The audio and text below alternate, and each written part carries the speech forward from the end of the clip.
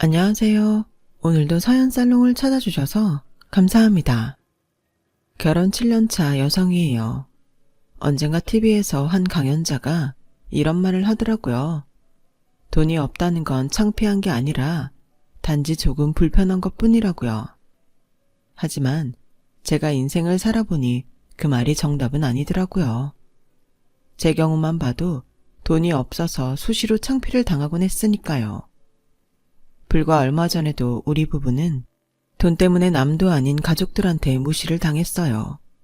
시누이한테 가난한 오빠 창피하니까 상견례에 오지 말란 소리를 들었거든요. 그동안 누구보다 의좋은 남매였기에 남편의 충격은 이루 말할 수 없었어요. 옆에서 지켜보기 안타까울 정도로요. 민감한 가정사를 드러내는 게 창피한 일인 줄 알면서 사연을 보내는 건 그 사건 이후 벌어진 일 때문이에요. 불과 10여 년 전까지만 해도 제 친정은 꽤 부유하게 살았어요. 아빠는 평범한 직장인이었지만 엄마가 사업을 크게 하신 덕에 한남동에서 이름만 대면 누구나 알 정도로 유명한 빌라에서 살았거든요. 엄마는 사업수와는 뛰어났지만 살림은 영 소질이 없는 사람이었어요. 반면에 살림에 관심이 많았던 아빠가 엄마 대신 신혼 초부터 살림을 도맡아 해오셨어요. 주변에선 이런 모습을 보고 말들이 많았지만 정작 저희 부모님은 당연한 걸로 받아들이셨어요. 저희 부모님은 누구든 성별 구애 없이 자신이 잘하는 일을 하면 된다는 신조를 가진 분들이거든요. 저를 키우느라 회사를 그만뒀던 엄마는 제가 유치원에 들어가던 해 사업을 시작해서 본격적으로 일에 매달리셨고, 그때부터는 아빠가 엄마를 대신해 제 육아까지 맡으셨어요. 직장에 다니는 여느 엄마들처럼 아빠의 하루는 늘 바빴어요. 출근길에 저를 유치원에 맡기고 퇴근길에 저를 데려오곤 했는데 회사 업무가 늦어지거나 회식이 있는 날에는 종종 걸음을 치며 유치원으로 달려오곤 했어요. 집에 돌아와서는 바닥에 엉덩이 붙일 새도 없이 집안일을 해야 했죠.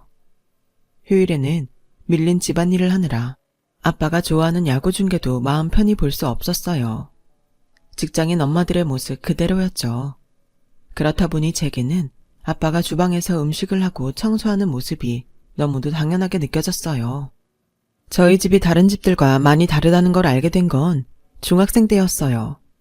친구가 저희 집에 놀러 왔다가 아빠가 퇴근 후 후다닥 저녁상을 차리고 제 교복 블라우스를 손빨래하는 걸 보고는 깜짝 놀라더라고요.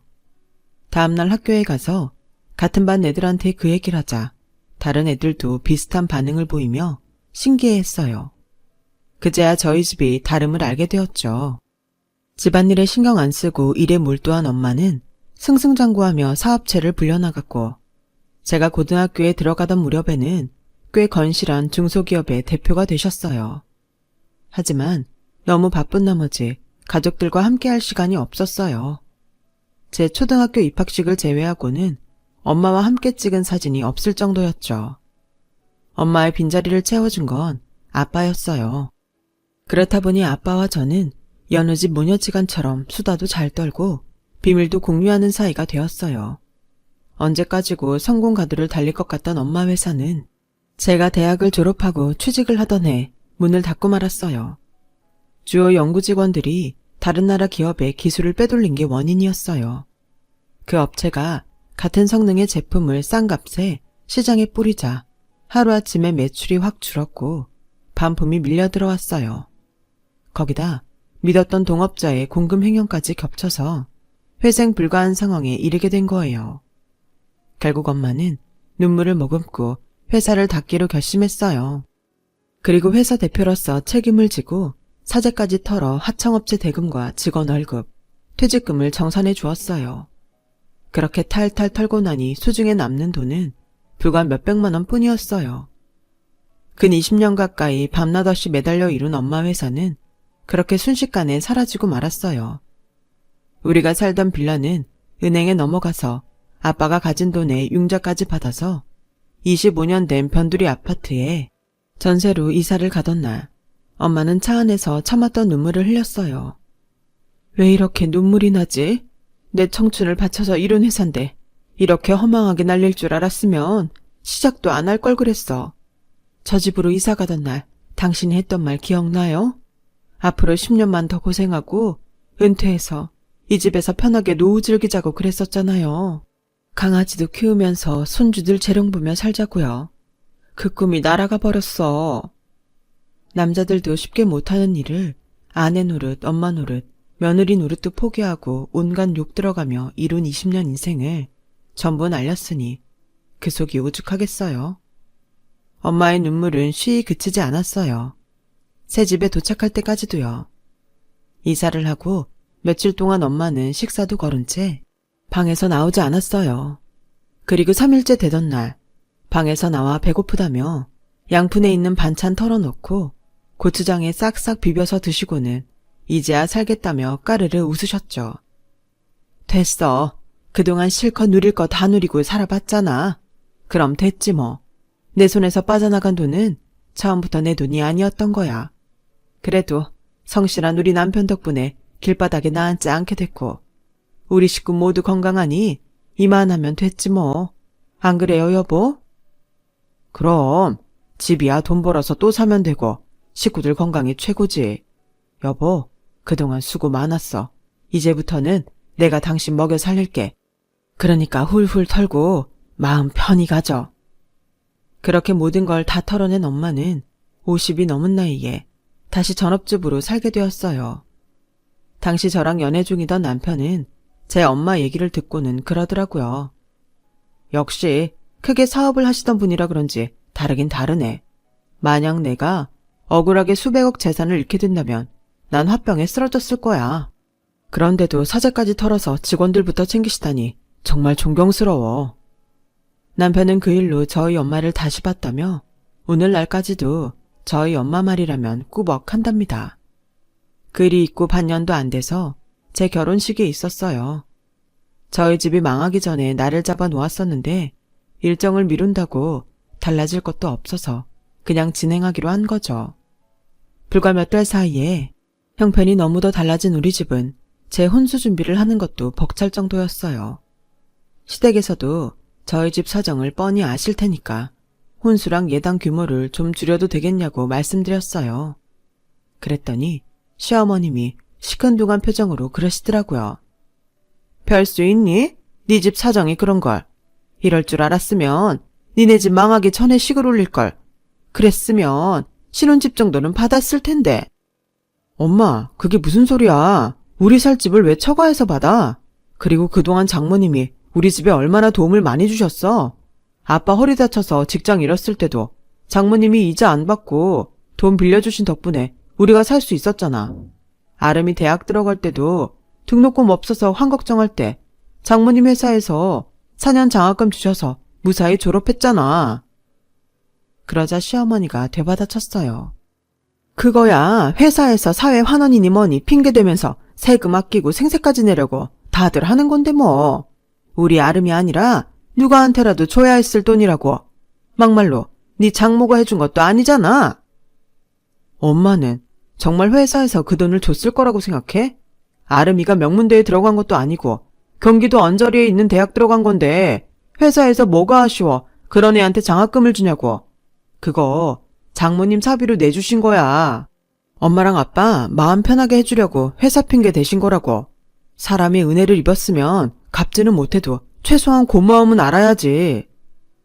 누가 뭐라든 난 그저 진작에 니들 살집이라도 하나 해줬으면 집 한 채 값은 안 털리고 남지 않았나 하는 거지. 예, 아가 너무 서운하게 생각 마라. 나도 니네 친정 얘기 듣고 하도 기가 막혀서 이러는 거다. 세상에서 제일 무서운 게 사람이라더니 어떻게 인간들이 그럴 수 있니? 그것들 아주 천벌받을 거다. 에휴, 네 어머니가 그 돈만 날리지 않았어도 그게 다 고명딸이 네 차지가 되는 건데 정말 아깝다 얘. 어머님은 마치 당신 재산을 잃은 것처럼 안타까워하셨어요. 그런데 어머님의 이런 반응은 애교에 가까운 거더라고요. 신우의 반응에 비하면 말이죠. 저희 엄마 회사에서 장학금을 받아 대학까지 나온 신우이는 저희 집이 망했다는 소리를 들었을 때부터 저를 대하는 태도가 달라졌거든요. 전에는 제 앞에서 얌전하고 순종적인 모습이었다면 지금은 약간 무시하는 말투에 말끝마다 트집잡기 일쑤였어요. 이전 모습이 실제 성격인 건지 바뀐 모습이 실제 성격인지 잘 모르겠지만 어쨌든 서운했어요. 사람이 시련을 겪게 되면 내 사람과 거릴 사람이 구분된다는데 신우이는 후자에 가까운 사람이었죠. 시댁도 넉넉한 살림이 아니라서 남편도 저도 부모님들께 손 벌리지 않고 우리 힘으로 결혼 준비를 해야 했어요. 집도 대출까지 낀 월세집에서 결혼 생활을 시작해야 했죠. 제 신혼집을 본 엄마는 한숨을 푹 쉬시며 이렇게 될 줄 알았다면 망하기 전에 서둘러 결혼을 시킬 걸 그랬다며 아쉬워하셨어요. 전 재산 잃고도 딱히 아쉬울 건 없었는데 하나뿐인 딸을 이렇게 시집 보내게 된 건 정말 화가 난다. 엄마 노릇도 제대로 못했는데 딸 시집 보내면서 변변한 살림 하나 못해주게 됐으니 말이야. 대신 앞으로 유기농 채소는 실컷 먹게 해줄게. 유기농 채소라니? 그게 무슨 소리야? 실은 다음 달에 네 아빠 퇴직하면 시골에 내려가 살 생각이거든. 퇴직금으로 은행 대출받은 거 갚고 나머지 돈으로 시골집을 사려고. 거창하게 귀농까지는 아니고 귀촌해서 우리 먹을 채소나 키워 먹고 살란다. 시간 날 때 김서방이랑 내려와. 바람도 쐬고 펜션에 놀러왔다 생각하면 그럴듯하지 않겠니? 내년엔 배추랑 무도 심을 거니까 시부모님 모시고 와. 장바구니 물가도 비싼데 우리 밭에서 나는 걸로 두 집이 김장 못 담겠니? 엄마의 바람과 달리 제 시부모님은 제 친정과 거리를 두기 시작했어요. 자기들 아쉬울 땐 명절마다 먼저 과일 박스를 보내던 분들이 결혼식 이후엔 연락을 딱 끊으셨거든요. 우리 집이 망해서 더는 얻을 게 없어서 그런 게 아닐까 하는 생각이 들었지만 굳이 내색하지는 않았어요. 괜히 서로 감정만 상할 테니까요. 이런 상황을 아는지 모르는지 엄마는 철마다 텃밭에서 키운 채소들을 저희를 통해 시댁에 보내드렸어요. 아니, 이깟건 뭐하러 가져와? 마트에 지천으로 깔린 게 채소인데 가져오는 기름값이 더 들었겠다. 어머, 이건 벌레까지 먹었잖아. 이런 걸 사람이 어떻게 먹니? 유기농이라 그래요. 고른다고 골라왔는데 벌레 먹은 게 하나 딸려왔나 보네요. 다른 건 다 멀쩡해요. 이런 건 마트에서 돈 주고도 못 사요. 우리 먹을 거라서 약도 안 치고 비료도 신경 써서 쓰신 거래요. 그래 봐야 오이고 호박이지. 별거 있니? 난 이런 거 100트럭을 갖다 줘도 싫다. 차라리 돈 몇만 원이 더 낫지. 내 부모님이 정성껏 키워보낸 채소를 발로 툭 밀어내는 시어머니를 보자 우라가 치밀었어요. 그래서 가져갔던 채소들을 다시 박스에 주워 담았어요. 싫으시면 제가 도로 가져갈게요. 안 그래도 여기저기서 달라는 걸 엄마가 어머님 드리래서 가져온 건데 먹겠다는 사람한테 주는 게 낫겠어요. 얘, 너 지금 뭐 하는 짓이냐? 너 지금 나한테 시위하는 거야? 꼴랑 채소 한 박스 들고 와서는 이게 뭐라고 네가 나한테 고개 빳빳이 들고 또박또박 말대답이야. 네 친정에서는 그렇게 가르치디? 너 하는 꼴 보니 니네 집이 왜 망했는지 잘 알겠다. 오죽하면 직원들이 회사 기밀 팔아먹고 동업자가 돈 들고 도망갔겠니? 따지고 보면 니네 엄마한테도 문제가 있다는 얘기야. 아무리 집이 망했어도 그렇지 사돈 집에 한우도 아니고 벌레 먹은 니까 채소를 보내는 게 말이 되니? 꼴도 보기 싫으니까 가지고 가. 시어머니는 성질을 내고는 방으로 들어가 버렸어요. 주방 바닥에 흩어진 채소들을 박스에 담는데 눈물이 나더라고요.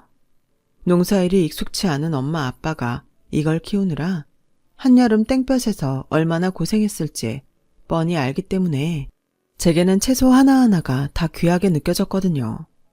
그걸 쓰레기 취급하는 시어머니라니. 사람 마음을 금액으로만 환산해 받으려는 사람한테 너무도 아까운 것들이라서 가져갔던 그대로 담아서 집으로 가져왔어요. 그리고 그 채소들은 같은 빌라에 사는 이웃들과 나눠 먹었어요. 이웃들은 길에서 저를 만날 때마다 그때 먹은 채소들이 하나같이 다 맛있었다며 칭찬 일색이었죠. 괜히 시댁에 선의를 베풀려다가 욕만 먹은 이유로 시댁에는 절대로 엄마가 보내주신 채소들을 드리지 않았어요. 엄마한테는 비밀로 하고요. 그랬음에도 엄마가 눈치를 챘는지 더는 시댁에 가져다 드리라는 말을 안 하시더라고요. 대신 이웃들이랑 나눠 먹으라고 그 해에 수확한 채소와 과일들을 택배로 보내주시곤 했어요. 월세로 시작해 반전세로 옮기며 조금씩 형편이 나아졌던 우리 부부는 결혼하고 6년이 넘었을 때 운 좋게 행복주택에 당첨이 됐어요. 결혼하고 7년까지 제한이 걸려 있어서 올해 안 되면 끝이다 생각했는데 마지막 턱걸이로 통과한 거예요.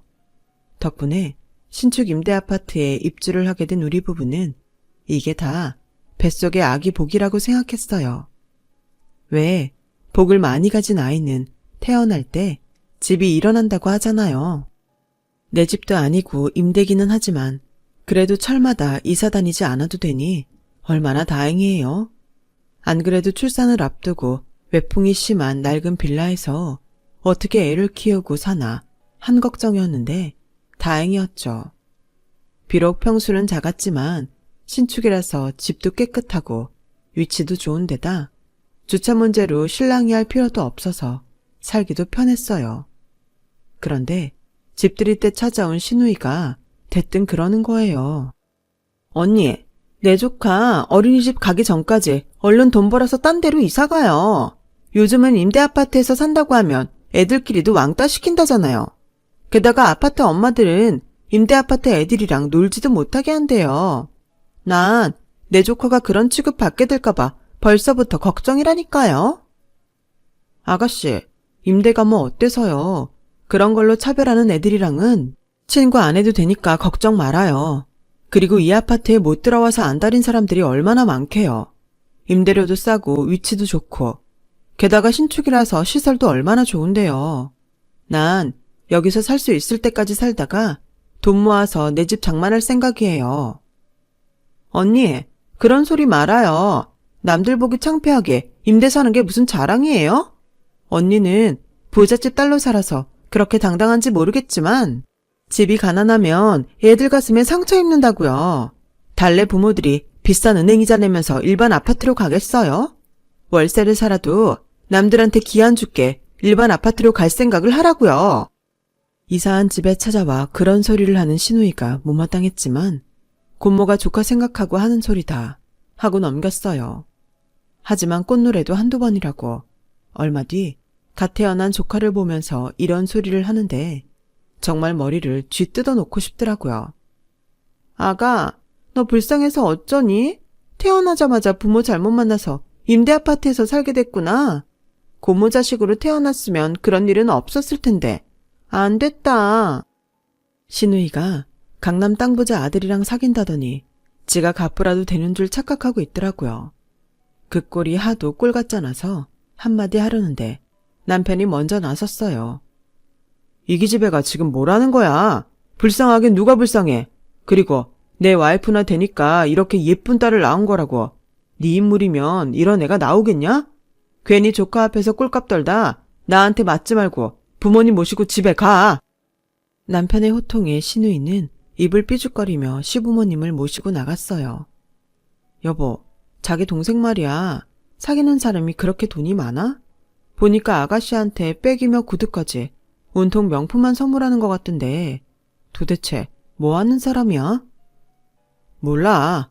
제 말로는 부모가 강남 일대에 건물을 많이 가지고 있어서 그걸 관리한다던데 정확한 직업은 모르겠네. 결혼하겠다는 것도 아니고 사귀다 끝날지 모르는 사이인데 괜히 시시콜콜 물어볼 거 있겠어. 당신은 그런 거 신경 쓰지 말고 몸조리나 잘해. 그때는 한때 사귀다 헤어질 관계라고 생각해서 신경 안 썼는데 사소한 무관심이 큰 사건을 몰고 오게 될 줄 누가 알았겠어요. 사귀다 말 줄 알았던 시누이의 연애는 이듬해 결혼으로 이어졌어요. 하지만 상견례 날짜가 잡힐 때까지도 신랑의 직업에 대해서는 정확히 알려진 바가 없었어요. 그저 집안에 돈이 많다는 것 외에는요. 시누이 결혼 상대가 강남에서 유명한 땅 부잣집 아들이라더니 결혼도 하기 전부터 부잣집 며느리 행세를 했어요. 전에는 먹는 거에 그리 까탈스럽지 않던 사람이 언제부터 자기가 한우만 먹고 살았다고 말끝마다 우리 집은 소고기는 한우 아니면 안 먹어요. 요지랄을 하지 않나. 채소는 유기농 아니면 안 먹어요. 이런 개풀 뜯어먹는 소리를 해댔죠. 속에서는 네가 언제부터 한우의 유기농 채소를 먹고 살았냐고 묻고 싶었지만 싫어도 보고 살아야 하는 가족이라서 꾹 참았네요. 그런데 이런 제 마음도 모르고 신우이가 기어이 선을 넘지 뭐예요? 네? 상견례 때 우리는 오지 말라뇨. 아니, 형제라고는 아가씨랑 우리 그이뿐인데 오빠가 여동생 상견례에 빠진다는 게 말이 돼요? 그러자 신우이가 인상을 팍 쓰면서 그러는 거예요. 그러게, 왜 하고 많은 집들 놔두고 임대 아파트에 살아서 나를 못된 년 만들어요? 그 사실을 시댁에서 알기라도 해봐요. 내 꼴이 어떻게 되겠냐고요. 언니는 내가 오빠 때문에 시댁에서 창피당하고 살길 바래요? 안 그래도 기우는 혼자라서 그 사람 집에도 초대 못했는데 오빠네까지 이러고 사는 꼴을 어떻게 알리냐고요. 언니도 그러는 거 아니에요. 같은 여자면서 결혼 앞둔 신우이 마음을 그렇게 몰라요? 하긴 내가 누구 탓을 하겠어? 이게 다 못난 내 오빠 탓인걸. 오빠도 입 있으면 말해봐. 오빠가 생각해도 할 말 없지? 안 그래도 시댁 눈치 보기 바쁜데 오빠까지 나 힘들게 만들지 말고 그냥 조용히 빠져줘. 결혼식 때 오는 건 안 말릴게. 친인척들 사이에 섞여 있으면 시댁에 내 친오빠인 거 티 안 날 테니까. 암튼 내 할 말 전했으니까 그렇게 알고 상견례 때 오지 마. 신우이의 말에 남편은 망치로 머리를 맞은 사람처럼 잠시 멍하게 있었어요. 그 모습을 보니 속에서 천불이 올라 얼굴이 화끈거리더라고요. 그리곤 참았던 분노가 폭발했어요. 야, 너 이리 와서 앉아. 좋은 말 할 때 당장 오라고. 어머, 언니 지금 나한테 반말했어요? 그래, 반말 좀 했다. 왜? 내 남편 동생이면 나한테도 동생이야. 실제로 너 나보다 나이도 어리잖아. 네가 내 친동생이었으면 진작에 턱주갈이 날아갔어. 이게 어디서 대먹지 않게 꼴값을 떨어? 뭐? 임대 아파트 사는 게 창피해? 그럼 넌 이런 집이라도 가지고 있냐? 한 수백억 가지고 있냐고. 없지? 근데 왜 부잣집 며느리 코스프레야? 수중에 돈천도 없는 개털 주제에. 개구리 올챙이 쩍 생각 못한다고. 그리고 네가 언제부터 잘 살았다고 내 남편을 거지 취급하냐? 네가 뭔데 내 남편 기를 죽이냐고. 오냐오냐 해줬더니 아주 끝이 없어. 상견례에 오지 말라고? 싫어. 아주 구멍 숭숭 난 런닝이랑 빤스 입고 가서 네 얼굴에 먹칠 제대로 해줄 테니까 각오해. 알았어? 화가 나서 되는 대로 퍼붓기는 했지만 신우이가 가고도 풀 죽은 채 앉아있는 남편을 보니 내가 괜한 짓을 했나 싶었어요. 지금 이 순간 가장 마음에 상처를 받은 사람은 남편일 테니까요. 시간은 흘러 상견례 당일이 됐어요. 남편은 여동생 말 때문인지 시간이 다 돼가는데도 씻지도 않고 소파에 누워 꿈쩍도 안 하더라고요. 자기 정말 안 갈 거야? 어머님 아버님께는 뭐라고 할 건데? 몰라. 오빠가 창피해서 오지 말라는데 반기지도 않는 자리에 뭐하러 가? 그러니까 당신도 부산 떨 거 없어.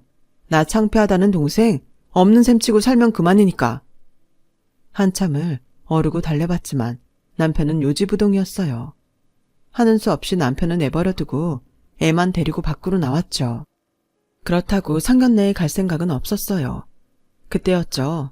엄마가 전화를 했더라고요. 상견례 때 괜히 애까지 달고 가서 시끄럽게 할 거 있니? 그래, 소율이 봐주러 왔더니 너는 집에 없고 이 서방은 동네 상견례 갈 생각도 않고 술만 마셔대고 있대. 니들 무슨 일 있었어? 암튼 애 데리고 빨리 들어와. 아니, 우리 그 입으면 눈물 날 것 같아서 안 들어갈래. 그냥 엄마가 이리로 와. 그렇게 공원 벤치에 앉아서 엄마한테 지금까지 일을 다 털어놓았어요. 그랬더니 엄마가 양팔을 걷어붙이더니 벌떡 일어나시는 거예요. 그걸 가만뒀어? 머리채를 확 뽑아버리지 그랬어. 이렇게 싸가지 없는 년인 줄 알았으면 대학 등록금도 안 대주는 건데. 시댁이 얼마나 대단한 집이길래. 지 오빠도 상견례에 오지 말래? 어디 가서 구경 좀 해야겠다. 그러지 말라고 말렸지만 엄마는 기어이 상견례를 하는 한정식 집으로 차를 몰았어요. 이러다 정말 큰일 나는 게 아닌가 싶어 저는 발만 동동 굴렀어요. 주차장에 차를 세운 채 엄마랑 한참 실랑이를 벌이는데 주차장으로 시누이와 시부모님이 탄 택시가 들어왔어요. 이어서 고급 수입 세단이 들어왔는데 차에서 사람들이 내리자 신우이가 달려가 머리를 숙이더군요. 말로만 듣던 돈 많은 사돈 같았어요. 그런데 그 모습을 유심히 보던 엄마가 주먹을 부르르 떨더니 씩씩대며 차에서 내리지 뭐예요. 그리곤 그대로 신우이 곁으로 가서는 신랑 아버지를 보이는 남자의 뺨을 올려붙였어요. 짝 소리가 날 정도로 뺨을 맞은 중년 남자는 저희 엄마를 보고는 기겁을 했어요. 엄마는 달려들어 남자의 멱살을 쥐고는 악을 쓰며 소리쳤죠. 이 개쓰레기 같은 새끼야. 부동산 부자라는 사돈이 너였냐? 애 분유값 벌어야 된다고 질질 짜던 거 불쌍해서 걷어줬더니 네가 내 회사 돈을 들고 도망가? 하늘로 솟았나 땅으로 꺼졌나 했더니 이렇게 떵떵거리고 살고 있었네? 이 도둑놈의 새끼. 너 아주 잘 만났다. 내가 니놈 때문에 죽어라 노력해서 일군 20년 인생을 하루아침에 날리고 어떤 심정으로 살았는지 아냐? 남편이랑 내 새끼 없었으면 진작 목숨줄 놓으려고 그랬어. 그런데 니놈을 이렇게 만나니 안 죽길 잘했다는 생각이 든다. 네가 훔쳐간 돈이라 너 때문에 날아간 내 회사 전부 받아내고 니놈 콩밥 먹여줄 테니까 각오해. 미리 말하지만 선처는 없어. 알겠어? 엄마는 주차장에서 벌어진 소란은 신고를 받고 달려온 경찰한테 남자를 넘겼어요. 남자는 저희 엄마한테 아들 상견례라도 치르고 가게 해달라고 사정을 했지만 그건 저희 시부모님이 딱 잘라 거절하시더군요. 적어도 떨어지는 칼날을 잡을 만큼 멍청한 사람들은 아니었으니까요. 그렇게 경찰차가 주차장을 빠져나가자 신우이는 바닥에 주저앉아 펑펑 울었어요. 자기 오빠 가슴에 칼까지 꼽으면서 부잣집 며느리로 살 기회를 눈앞에서 놓쳤으니 화도 나겠죠. 이후 저희 엄마는 변호사를 선임해 소송을 시작했어요. 회사를 정리하면서 직원들한테 최선을 다했던 덕에 전 직원들이 법정에서 진술을 해주겠다고 나섰다더라고요. 아직 소송이 완전히 끝나진 않았지만 승소하는 건 기정사실이고 재판이 끝날 때까지 부동산 가처분 신청을 해뒀기에 나중에 배상금을 못 받을 염려도 없다고 해요.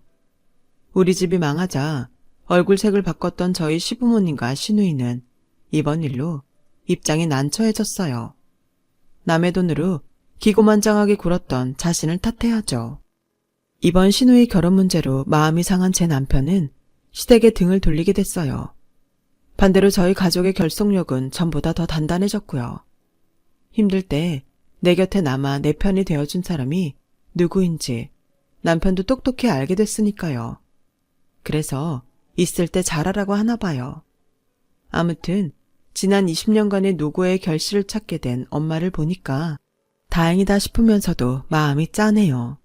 하루빨리 소송이 마무리돼서 그렇게 소원하던 삶을 사시길 바랄 뿐입니다. 돈 없는 서론 끝에서 행복한 결말을 맞게 된 저희 집 사연은 여기서 마칠게요. 인생은 정말 끝까지 가봐야 안 해요. 이래서 착하게라도 살라고 하는가 봐요. 지금까지 제 사연을 들어주셔서 감사합니다. 들어주신 분들도 앞으로 행복한 일상이 펼쳐지길 진심으로 바랍니다. 여러분, 사연 댓글에 응원과 현명한 조언 부탁드려요. 좋아요와 구독은 저에게 큰 힘이 됩니다. 오늘도 좋은 일 가득하세요.